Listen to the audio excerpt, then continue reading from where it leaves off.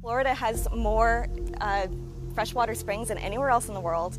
The wildlife and the ecology, like all of it, it's so, it's full of life. Springs are so important, one, because whenever I go to a spring, it's where you see people recreate. I mean, this is our beaches when you're in the middle of the state.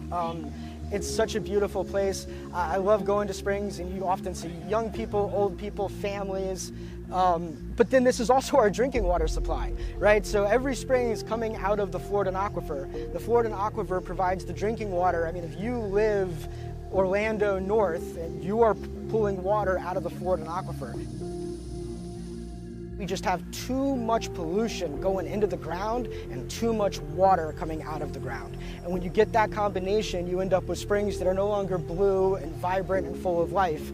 They're green, they're full of algae, and you just don't see the kind of ecosystems that had developed for, hundreds and hundreds of years here. Anywhere where the state can screw up a spring, it's in bad shape.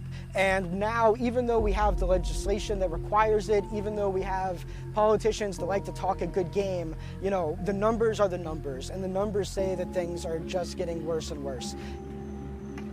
At some point, there's going to have to be a wake-up call. You cannot keep doing what you're doing.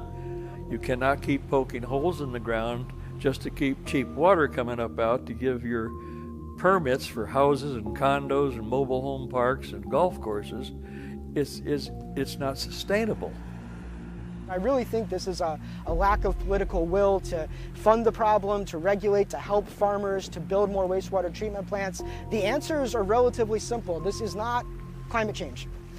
This is a pretty straightforward issue. We just don't have the political will to tell people no and then to get on the pathway to restoration.